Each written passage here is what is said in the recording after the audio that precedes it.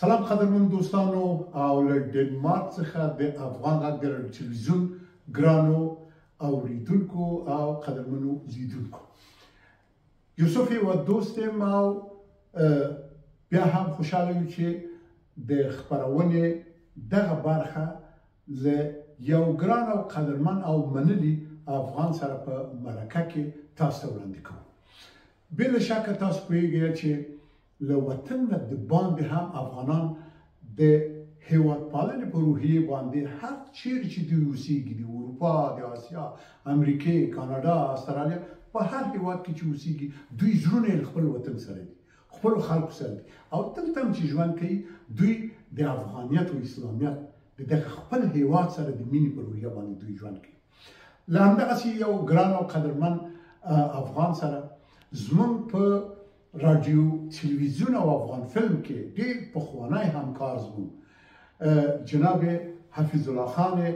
امیرزي سره په ډنمارک کې کتنه لرو او له دوی سره لاندې خبرې اترې لرو او هیله ده چې دغه خپرونه چې موږ تاسو ته وړاندې کوو ستاسو لپاره په زړه پورې تاسو کولی شئ له موږ سره هم په دې خپرونه کې تاسو برخه واخلئ زموږ د ټلیفون شمېره ده 0045 یاودیش یاویش درینوی یو جناب امیرزی صاحب زموږ استودیو ته تشریف راوړی ده ورته هرکلی وایي امیرزی صاحب ستړي مه شئ جوړ په خیر صحت مو ښه ده ډېر خوشحاله یم چې ګورم ستړي مه شئ زموږ خپرونې ته او ښه شي چې زموږ بلنه مو مننه ډېره زیاته مننه حفیظ الله خان امیرزی د پخواني راډیو افغانستان د اعلیحضرت محمد ظاهر شاه د وخت د کوچنیانو د پروګرام یو فعال غړی بیا وروسته د هنر ادبیاتو د ادارې د ممثلینو د څانګې ډېر تکړه همکار و خو موږ سره یو ناځواني وکړله چې لږه موده وروسته به موږ نه لاړل امیرزی صاحب خوشحاله یم چې تاسو سره ګورم یوه لنډه پیژندنه مې ستاسو ورکړله تاسو اصلا په کابل کې زیږېدلي یاستئ بله زه په کابل کې د کابل د بګرامۍ ولسوالۍ د حسینخیلو په کلي کې زه هلته زېږېدلی یم 13 کلنۍ پورې هلته وم 12 کلنۍ نه موږ ښار ته راغلو ساسنګ کې شاه شهید د کابل نه موږ اوس که زه ووایم چې د یو کلي او د یو سیمه کې خو دا هغه چې دا ډېر په نږدېوالی زموږ وښي جناب امیرزی صاحب نو تاسو د همدې کابل یاستئ بله یعنې کابلیان یاستئ ډېره ښه اوس به دا راته ووایي چې دا لومړنۍ زده کړې دې چېرته وکړلې مختصره یې که راته ووایي لوړې زده کړې هم چېرې وکړلې او مهمه خبره بله دا ده چې تاسو دغه ښوونځي همالته په دې سیمه کې ول که ډېر لرې تللي زه د شروع د بخښنې سره شروع د مکتب د موږ استاد بیتاب ښوونځي کې موږ شروع کړه وروسته بیا زه انصاري لیسې ته لاړم تدریسم مې هلته مخته لاړم ښه یعنې هم دې کابل کې وو کابل کې وم ښه ډېره جناب امیرزی صاحب اوس ته ماته دا ووایه زما ولاکه دقیق نه په یادېږي دا کوم کال و چې تاسو راډیو افغانستان ته راغلئ راډیو افغانستان ظاهر خان وخت و پاچا ظاهر خان هغه وخت کې موږ په څلورم پنځم صنف کې وو په د استاد بیتاب کې او ظاهر خان پاچا نو دا به غالبا دا به نو 45 یا 46 کلونه بله دقیقا په دغه وختو کې ځکه زما خو په یادېږي چې زه چې راغلم له ما مخکې تاسو هلته وئ بله زه د ما ماما ډاکټر حسن شیرزی ډېر پخوانی نطاق و ډېره تلویزیون کې و هغه به مې سر وخېده ما ته شوق ډېر راغی چې زه باید نطاق شم راډیو ته راسم راغلم تصادف سره هلته راغلم نو هغه مې پیدا کړ په اول ځل سره فی فضلي استاد فی فضلي د خدای وبکي هغه ریسپشن سره راغی او ریسپشن یې زه بوتلم پاس ښه ډېر بیا ماما ته ورسېدم نو هغه وخت هم دغه یو تعمیر و چې رئیس د راډیو پکې کېناسته دلته دا شوبې دا نور تعمیرونه خو نه وو ځکه وروسته بیا تلویزیون جوړ شو او په آخر کې دا حساب اداري بخش و هلته ماما مې هلته اوسېده نطاقان په مدیریت کې بیا هلته نو ماما سره مخامخ ډېره اطفال پروګرام ته ولېږه ډېره په یاد مو دي چې د وړو ماشومانو په پروګرام کې هلته څوک پرودیوسر و دا مسؤل څو ویازین جان په نامه یو څوک خدای دې وکړي ظریفه جان او خدای تعالی دې وکړي سالارزی صاحب او کاکا جان او خدای دې وکړي سالارزی صاحب یو وخت امریکې کې و بیا نو هغه وفات شو نه پېژنم هغه ډېر مشهور و هغه وخت نو د هغه وخت د اطفال د پروګرام د ماشومانو د څوک د په یادېږي چې تاسو سره په دې یو خو زه وم رابعه جان ولا رابعه هما هما جان سندرغاړي رابعه جان احمدي چې بیا رابعه بهان شول سوي واده وکړ هغه پیادېږي سم ډېره نور دوستان ول دغه منطقې نه مونږ ځان سره څه دوستان راوستل ډېره امیرزا صاحب محترم بیا د هغې ځینه نو چې یو څه تاسو عمر تېر شو راغلی د ممثلینو څانګې ته له فضلي صاحب سره له دوی سره تاسو کار کوم داسې ملګری او فضلي صاحب خدای تعالی دې وبخښي داود مقصودي او د دوی خور سایمه مقصودي سایمه جانه دې خدای وبخښي خو ته نو هماغه پخوانیو نه نه او وسیق صاحب عامر د نشرات او سید یعقوب وسیق ډېره نو امیرزی صاحب زما ښه په یادېږي چې تاسو په کمه موده کې ډېر زیات انکشاف وکړه ښه غږ مو درلود ډېره ښه برخه مو درلوده په خپرونو کې تمثیلي برخو کې رادیو درام رادیو دوستان کې د ماشومان په پروګرام کې تاسو ډېر تکړه وایه ښه اوس که دا راته چې تا ولې مونږ په نیمه لاره پرېښودلو بیا ولې دې دوام ورکړ خو یو دوست صاحب اصلا اودس خو داسې راځي کله کله سړی نه غواړي بلې خوا ته ځي زما علاقه ډېره هنر او ادبیاتو سره وه او وروسته وخت کې بیا زه لاړم پوهنتون ته بیا مې نه شوی کړی له ښوونځي نه چې خلاص شو نو پوهنتون ته پوهنتون خو کابل کې وایي نو بل ولایت ته چېرې نورو هېوادو ته بیا پوهنتون نه بعد بیا زه استاد وم په پولیسو اکاډمۍ کې او ته لاړم نو هغه خاطر ما ونه شوی کولی هغه وخت کوم مصروفیتونه څه وو راسم بېرته لیکن علاقه مې ورسره لرله همېشه وخت کې د ما فکر او هوش او هنر او ادب سره ده دلته مونږ ګورو تاسو په ډنمارک کې واقعا قدرمن دوستانو امیرزی صاحب دلته په ډنمارک کې واقعا ډېر فعال شخصیت دی او دومره په ټولنیزو چارو کې د فرهنګي مسایلو کې هم دی خپله برخه اخلي او هم نور تشویقوي او هڅوي په هر صورت جناب امیرزی صاحب ډنمارک ته کله راغلی ډنمارک ته د نهه نه یوم په آخر کې 1909 په آخر کې راغلم په نومبر میاشت کې بیا نو دلته بیا خپله په کمپ کې زه وم هلته بیا کتاب سره علاقه وه بیا زه مسؤل د کتابخانې شوم ډېره خلک سره مې کومک یعنې هلته دې کتابتون جوړ کړ کتابتون و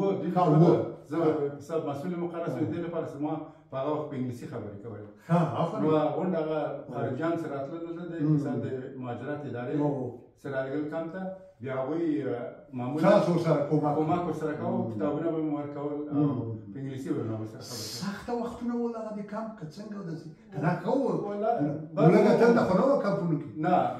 واقعا دوی ډېر کومک کوو په کمپونو کې د مهاجرو سره چې کوم مهاجرین سره راتلل او د درخواست هغه یې ورکړو د قبولۍ دوی سره کومک کوو خو په څنګ دې کې ما هم هغه دوستان سره راتلل ما ورسره کومک کوو چې څه باید وکړي او تاسو دا د انګلیسي ژبې په برخه کې هم مرسته کوله په دې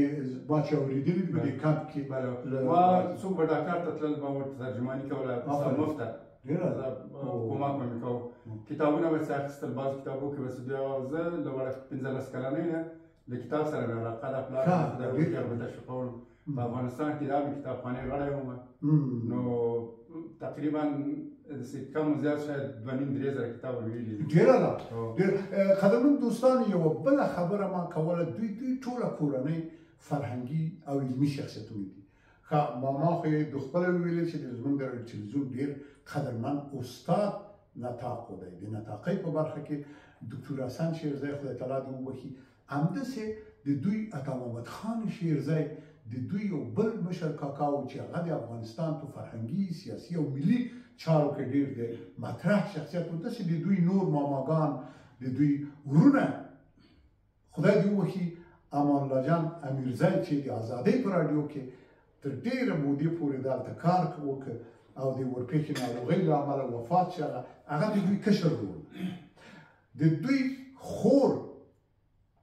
سریا جان احمدزی چې پخوا یې سریا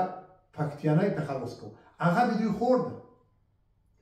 د رادیو افغانستان او د ملي ټلویزیون ډېره غوره نطاقه او زموږ قدرمنه خور نو زه څوک یاد کړم د دوی په کور کې ټول فرهنګي او علمي شخصیتونه دي او زه خوشحاله یم چې دوی سره ګورم تاسو ته د امان الله جان امیرزي د وفات له امله ډېر زیات بیا هم تسلیت وایم او واقعا د ډېر غنیمت شخصیت و هم په افغانستان کې چې په ملي رادیو ټلویزیون کې کار کوو او هم چې بیا دلته راغی په ازادۍ راډیو کې دغسې زموږ احترامات به سریا جان خور ته سریا احمدزي ته ورسوئ هغوی واقعا ډېر فعال اجتماعي شخصیت دی ښه په هر صورت رابشو بېرته د خپلو مرکو ته ښه امیرزی صاحب دلته ووایه چې ته په کوم ښار کې او په څه اخته یې دا هغه چارې چې په افغانستان کې ډېر پکې فعاله وي دلته څه امکانات شته که نه کوم ښار کې اوسېږي زه د ډنمارک په دوم ښار کې سوالې کوپنهاګن او دوم اغوست ته حساب لیکل کېږي اروس په دېغاین وایي زموږ به یې په اروس ومنو نو په دې ښار جب ځای کې هستې اروس کار واقعا اروس باندې ښایسته ښار ده په دې کې اوس کله چې زه اول راغلم ډنمارک ته زه شمال د ډنمارک کې سالبورګ ورته وایي البورګ ښار کې د دوغنملون یعنې د ملکې ښار په هغه کې ونیو د هغه نه 3 کاله هلته بیا راغلو اوس د اغوست په ښار کې اغوست په ښار کې کله چې زه راغلم دلته ما مختلف کورسونه ویلې د ژبې کورس یو کال څه به 3 کاله وایي او په یو کال کې خلاص بعد هغه نه کمپیوټر مې ویلې شخصي پرسونلي کمپیوټر سے په حساب سره استفاده کوي روزمره پروګرامونه هغه مې ویلې هغه نه بعد مې بیا بس ویلې د سپورت مکتب مې په الور کې ویلې چې زه د کوچ یا د فوټبال ټرینر والیبال دا څه بال څه دي د کرکټ د دې ټرینر یم هغه ښار کې 2001 کې زه خلاص وم د مکتب نه بیا ټرینر د فوټبال باندې خپل په رسمي کلوب کې چې د ډنمارک کلوب ده ځوانانو باندې کله چې دلته راغلم په عین وخت کې ما دلته بیا د نږدې د یو منطقه د نون حاصله نومیږي په هغه کې یو کلوب ده ډنمارکی ځوانانو برخه کې هلته بیا فوټبال ټرینر مې سره 2008 کې د دواړو کې د فوټبال ټرینر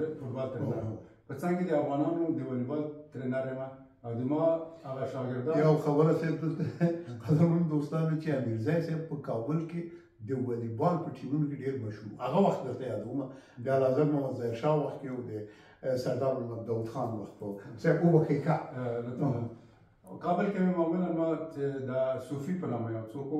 په هغه کې مکریانو کې کار کوو هغه ډېر ښایسته والیبال کوو بیا په دې وروستیو وختو کې هغه بیا د والیبال د کمیسیون په اولمپیک کې مشهور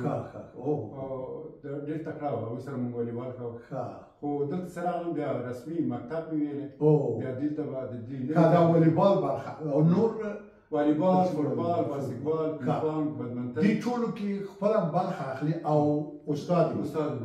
ډېره او زه اوس نو اوس ته خو به لاقل نږدې دا شپږ شپېته به داسې به یې که نه اوس ته خو لکه 14 کلن ځوان داسې تکړه ښکاري او دا دونه کارونو ته څنګه رسېدګي کوي او وظیفه دې مې اجرا کړې ده اوس هم وظیفه لرې که تقاعد هم کړی زه ما تقاعد کړی ده په دې کله څه کال د جون میاشت کې د جون میاشت کې د جون میاشت کې مې تقاعد وکړو خو په څنګ کې زه کار کوم د همکار معلم صفت باندې دوی ورته وګورئ قدرمن دوستانو یعنی واقعا یو الگو نمونه او بیلگه د هیواد دوستی موږ هیواد دوست تخلص کوو اصل هیواد دوست خدای ده وګورئ د خپل هیواد څونه ښکلې نمایندګي کوي ډېر عالي ډېر واقعا ډېره په زړه پورې ده امیرزی صاحب واقعا تاسو ته مبارکي وایو د ټولو کارونو تاسو واقعا لکه تاسو ویلي هیواد دوست واقعا هر څوک چې د خپل ملک نه بل ملک ته ځي هغوی باید غوره صفات ولري او غوره صفات دا دي چې هغه د فکر کوي د هغه ملک سفیر ده هر ښه کار دی هغه ته ښه پنج ورکوي تاسو د ملت لخوا سفیر یاستئ د افغانستان زه افتخار کوم په دې باندې فعلا زه دلته د افغانانو ټیم سره چې هغوی مې په سبب دغه لوی وچې یونان په سره دوی ورسول آفرین او اوس له نوي ځوانانو سره په څنګ کې دغه کوم سند لري چې یو مډال یو توفی یا یو لباس یا د شی درکړي دا خو لري تاسو بله وزه لباس د ترنري د دانمارک په یو لوی ډیره حساب ارګنایزیشن دی یا حساب اوس په ما اوریدلي چې تاسو په دا ټولنیزو چارو کې غیر سپورت او غیر د هنر ادبیات په ټولنیزو چارو کې تاسو ډیره فعاله برخه لرئ د مثال په توګه تاسو ټولنې یا کلتوري مرکزونه چې افغانان جوړ کړي یو له فعالینو نه تاسو یاست داسې ده بله زه شروع د هغې دې کار ته راغلم دلته موږ یو اتحادیه جوړه کړې ټولنه په دغه ټولنه کې د افغانانو ټولنه هم جوړه کړله چې دا اوس هم شته ده دا یوه سیاسي ټولنه ده که نه دا ټولنیزه اجتماعي نه یو دوست زه سیاست سره علاقه نه لرم خو اکثرا داسې دي چې امیرزی صاحب چې افغانان چې راغلي دي خدای دې لري په دا بېلابېلو هېوادو کې ځینې حزبي کارونه هم کوي سیاسي کارونه هغوی هم ښه دي خو ما پوښتنه وکړه چې سیاسي ده دا ټولنه که نه یوازې ټولنیزې چارې کوي یو دوست صاحب موږ وطن کې سیاست کوو حالت د ملي سیاست خو کله چې زه دلته راغلم دلته بل وطن کې یو که نه نو بل وطن کې زه فکر کوم یو سفیر د بل وطن هغه باید کوشش وکړي چې په هماغه ټولنه کې چې دا ژوند کوي داسې کارونه وکړي چې هغه ټولنه ورته وایي چې واقعا ته له یوه ښې ټولنه راغلی یو ښه سړی دغه ټولنه چې تاسو یاده کړله دا په څه کار وخته ده تاسو یې مشر یاستئ موږ دوه ټولنه لرو داسې اول هم جوړه کړې وه پخوانۍ هغه اوس دوه ټولنې سوې یوه مشره لویه ټولنه ده چې د افغانانو کلتوري مرکز یا فرهنګي مرکز ده زه د هغه مسؤلیت لرم او مخکې دغه بله اوس د دې مسؤلیت خو دوه مسؤلیت د پانې زمان کې نه کېږي که نه همدا مشره یې صحیح ده ځکه موږ سره چې ګورو ته مشر کارونه کوي دا مشره ټولنه شي نو دا د دوستانو هغه ده چې لطف وکړه موږ سره ډېر فعال خلک دي په دې ټولنه کې ډېره ده د یو څو کسو نومونه یې اخیستلی شي چې دوی فعاله دي تاسو سره موږ سره ډاکټر صاحب بادام شفق ده ډېره ده موږ سره سوله دوست ده موږ سره غرزی څارنوال صاحب سوله دوست کوي نو په څنګ کې فرضاً غرزی پردسیار ده دا ښه دي نو ډېر فعاله کسان لرئ ځان سره ځوانان هم دي تاسو سره موږ د ځوانانو بخش د ورزش بخش والیبال ده هغوی موږ سره فعال ولاړ دي همیشه وخت او زه د دې شاته ولاړ یم ډېره نو په دې ټولنه کې چې تاسو یاستئ تاسو د افغانستان په باب ناستې ولاړې لرئ او که نه دلته دغه د انټیګریشن او د خپل بچیانو د دوست صاحب موږ په دې زه فکر کوم چې افغانستان خو د موږ د خاپوړ ځای دی هغه هم کلنې او دغه کلتوري ټولنه د موږ کارونه معمولا د افغانیت اسلامیت او د افغانانو د تعلیم او تحصیل او د ځوانانو سپورت په بخش کې موږ کار ډېره او په څنګ دې کې زه په دغه منطقه کې زه د څوک چې اوسېدونکي د دې وکیل یم ډېره دا خو د میرزي صاحب دونه ډېر امتیازونه اخیستي دي دا به تا سره تقسیموو ځکه چې یا به موږ هم در سره برخه اخلو په هر حال قدرمنو دوستانو له دغه شیبې نه یې در واخلی جناب امیرزی صاحب زموږ د تلویزیون د مشرتابه په هیات کې د غړیتوب لري نو ډېر خوشحاله یم چې تاسو دومره فعال یاستئ ښه نو مشکلات هم څه دي والا مشکل خدا چې وطن نه موږ لري د وطن خاطرات همیشه موږ سره شته ما یو ورځ منان ملګری د خدای وبخي په یو بله ملک کې مې ولیدې پوښتنه وکړله چې ملګری صاحب څنګه یو نو هغه یو ټوکې وکړل د هغې ټوکې مو یو عادت لري یو ترتیب لري هغه ویلې ساعت مې د غوښې دی خوړلي او دلته مې ایښې خدای مې چې رمباړې مې بدلې نو خو شکر دی زموږ رمباړې مې نه بدلې هماغه حالت چې د وطن کوم فکر را سره ده زموږ شکر اولادونه غونډ په مورنۍ ژبه خبرې کوي مسلط ډېره او هېڅکله باندې د اولادونو خبره مو کړل څو بچیان لرئ تاسو زه د خدای تعالی تحفه ده زه 3 لوڼې او 3 زامن لرم څلور لور زوی او ګاګونې لور زوی لږ که د دوی د زده کړو په باب ووایي دوی څه ځکه خو اکثرا د ډېر ټیټ تحصیلات ځینې کسان لري یا ډېر لوړ تحصیلات یا منځني تحصیل. د ستاسو کورنۍ بچیان په کومه درجه؟ یو دوست زه الحمدلله له خپل اولادونو ډېر خوشحاله یم ځکه دوی چې ما خپله چې پلار ماته څه ویلې ما هغسې کوم دغسې زه خوشحاله یم چې ما په دې په همیشه وخت کې اولادو ته ویلي چې ما ته به تاسو ډیپلوم راوړئ او د دې افتخارات د تعلیم راوړئ. د دې ځای ډیپلومونه خو اکثرا د خولېګان دي. ما د دې لپاره یو المارۍ جوړه کړې ورته زه پیسې نه غواړم زما بانک دغه خولۍ دا ما ته بانک وګورئ قدرمنو دوستانو دغه المارۍ کې چې دلته د خولېګان ایښي دي دا ټولې د ښاغلي امیرزي د بچیانو د افتخاراتو یوه بیلګه ده. واقعا ډېره ده. که دسپلین لري راته وایي چې مشر اولاد به تر دا وروستي کومه برخه کې زده کړه کوي؟ ډېر ښه. مختصره وایي ځکه وخت مو کم. مشر اولاد د ښایسته جانه ده چې هغې په دفتر اداري بخش کې تحصیلات کړي دي او دلته په کمون کې کار کوي. یو څو وخته اوس تفریح اخیسته ده. کمون قدرمن دوستانو موږ ښاروالۍ ته وایو. بالغانه اشرف جان ده چې هغې پوهنتون یې ویلی. ښه ډېره پوهنتون یې کومه برخه کې ویلي؟ پوهنتون یې په اقتصاد بخش کې ویلی د اقتصاد وکیل. او دریم بیا هیله جانه ده چې دې په حساب انجینري ویلې د جوړولو د کور جوړولو په حساب ساختماني کور جوړولو. قدرمن دوستانو د هیله جانه موږ سره سټوډیو کې تشریف لري ځکه یې د خپلې لور ته وکتل. څلورم زما نومان جان ده چې هغه اقتصاد ویلې وکیلي د اقتصاد او دا دواړو یعنې اقتصاد برخه کې به دی وکیل اقتصادي چیرې جرایم اقتصادي دا به هغه دا حقوقي شخصیتونه دي. او پنځم او شپږم دواړه غبرګونې دي. شاباس آفرین. هلکان دي دواړه؟ نه جلۍ هلک دي. جلۍ هلک ډېر خوشبخته یم چې خدای تعالی تحفه درسره دوی دواړه څه تحصیل لري؟ دوی دواړه اقتصاد بخش دوی به په یو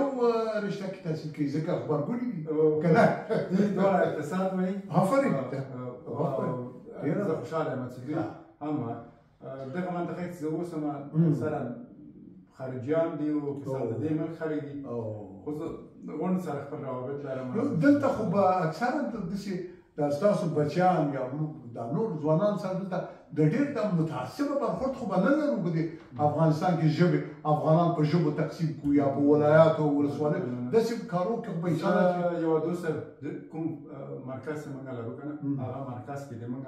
اصول دا دي اصول هم دې لپاره وضع کړي دي چې د وطن دښمنانو د موږ وطن په مختلفو ژبو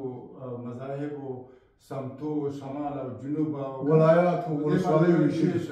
او زه وایم چې په یووالي کې د موږ قوت که موږ یو څوک یو هغه اوسو دا د حساب د خارجیانو دا افغانستان خو شرط داسې ده چې د ټولو افغانانو کور ده د دې قومونو او قبایلو هر څوک چې دي دغه وطن ده دا هېڅوک نشي ویلی چې دا وطن زما ده او ستا نه ده د دې ټولو ده. زه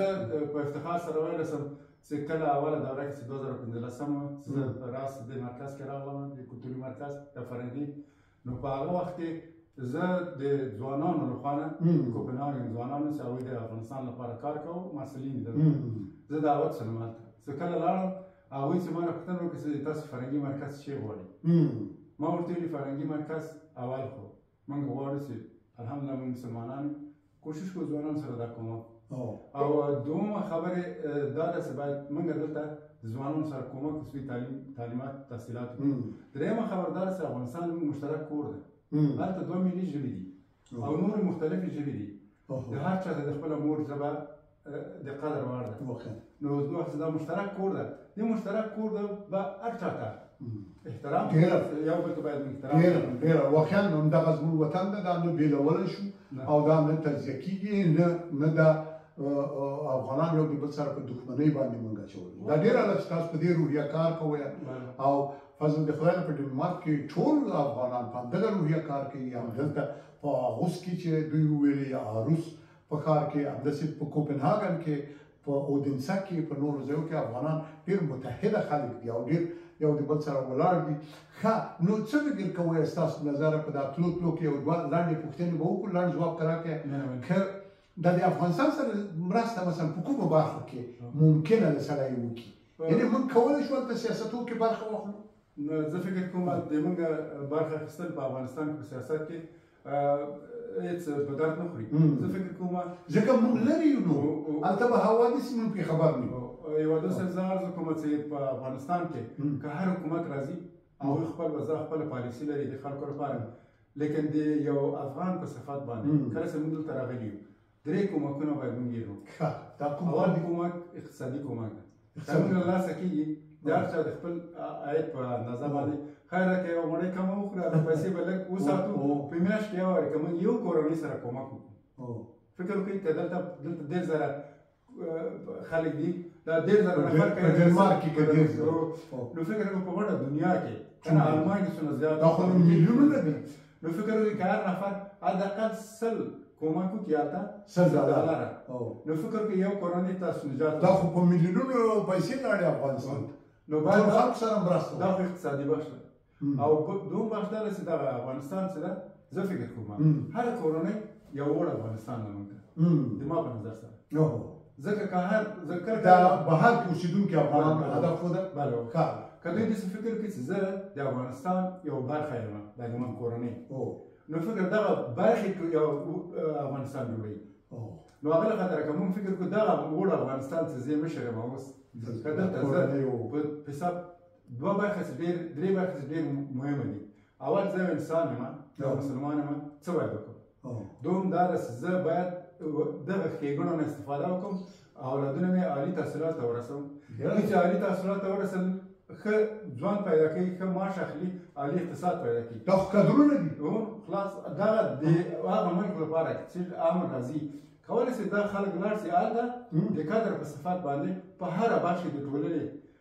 په دغه عالي تحصیلات چې دلته له دغه ښېګڼو چې استفاده کړې ډیپلومونه لري له ډیپلوم سره لاړ شي نو هلته د وطن یو برخه جوړه کړي. قدرمن دوستان څه وایي چې په افغانستان کې مسلکي کادرونه نشته؟ دا خبره ډېره دقیقه ده. په هر هېواد کې د علومو په بېلابېلو برخو کې چې کادرونه روزل شوي د افغانان د بل چا په پیسو په دې نورو هېوادو کې دا اختیار د افغانانو کادرونه دي. دا به انشاءالله چې ټول به ورځي د خپل وطن به دوی جوړوي. ډېر ښه نظر مو وړاندې کړه. دا واقعا ډېر عالي ده. جناب حفیظ الله خان امیرزی تاسو نه ډېره زیاته مننه کوو چې دا خلدونه اوږدې او لرې لارې نه مو تشریف راوړل دلته او زموږ سټوډیو کې د افغان غږ راډیو تلویزیون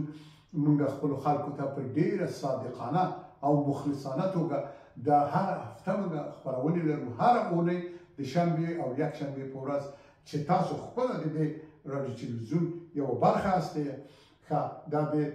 4 بجو د مازدیګر نه پیلېږي تر 6 بجو پورې موږ آنلاین چې کولی شي تاسو د هېواد دوست په فیسبوک کې هم پته پیدا کړئ او که نه په یوټیوب کې په ټویټر کې په ډېرو نورو رسنیزو برخو کې موږ کولی شو پیدا کړئ. او یا هم د ګلیل ساکس کانال ګلیل ساکس رادیو او ټي وي په دې کانال کې او یا د هېواد دوست په یوټیوب او یا فیسبوک پاڼه کې تاسو کولی شئ ویې ګورئ او بلنه درکوو چې له ښاغلي حفیظ الله خان امیرزي سره زموږ دا مرکه تاسو هم شیر یې کړئ خپره یې کړئ نورو دوستانو ته چې په بهر کې افغانان چې یوه بېلګه یې دغه ده چې زموږ سره امیرزی صاحب ده موږ ولیدل چې دوی په څومره له ویاړه ډکو چارو اخته کور مو ودان تاسو تلویزیون نظامتونه باسئ تاسو خپله هر وخت شفاف عرض مې دا ده چې په دا یوه جمله کې د افغانانو نه په بهر کې څه توقع او غوښتنه او هیله لري او په دننه په وطن کې زما پیغام دغه دوستانو په ډنمارک کې یا په بهر کې په هر ملک کې اوسي وګورئ یو دوست دلته ښه امکانات موجود دي دلته په څنګ کې نورې لارې موجود دي سړی خپل ژوند تباه کړي ولې ځوانانو ته دا پیغام ده ما مشرانو ته یو دوست یو قدم مثبت ایښودل د یو نتیجه ده یو قدم غلط ایښودل د یو خرابی ده که مشران دي زه زیاتر د مشرانو ته د ما په حساب عرض مې دا چې دوی دې لپاره چې وایي چې والله زړه مې فلاني ته راغله زړه مه کوئ که غواړئ تاسو خپل آینده نسل ته کومک وکړئ کاغذونه په دې مغازو کې ډېر ارزانه ده بنډرونه خرڅېږي یو قلم یو کاغذ خپل هغه په حساب بیوګرافي ولیکئ زه څوک یم کوم چې مې کار شروع کړ تعلیم یې کوم ځای شروع کړو کوم کار مې ښه دا خپل ټول ژوند ولیکو دې یو کتاب دی دې ژوند کې تاسو خپل صادقانه کوم اشتباهات مو چې هغه ولیکئ او د حل لاره ورته ولیکئ دا اشتباهات خو به څوک ونه لیکي خو زه فکر کوم که نه لیکي خو هغه خپل ښه کارونه باید ولیکي او ځوانانو ته مې دا درخواست چې دوی نه دا هیله کوم چې دوی راځئ دغه دوه شیه چې آینده د دې ژوند تضمینوي هغه وکړي او په حساب دا دوه شیه یا عالي تحصیلات دي چې دلته امکانات برابر دي لوړې زده کړې باید او په څنګ چې تا لوړې زده کړې وکړې ښه اقتصاد به لرئ څه چې غواړئ ژوند به دې تامین ډېره زیاته مننه کوو جناب امیرزی صاحب حفیظ الله خان امیرزی تاسو نه کور به ودان تاسو سره راغلی او نیکمرغه او جوړ اوسئ قدرمن دوستانو تاسو هم په لوی خدای سپارو خوشحاله نیکمرغه هوسا او بسیا ژوند ولرئ زموږ د ټلیفون شمیره ده 0045 یودېرش یوویشت درې نوي یو هوسا بسیا ښاد او سرلوړي اوسئ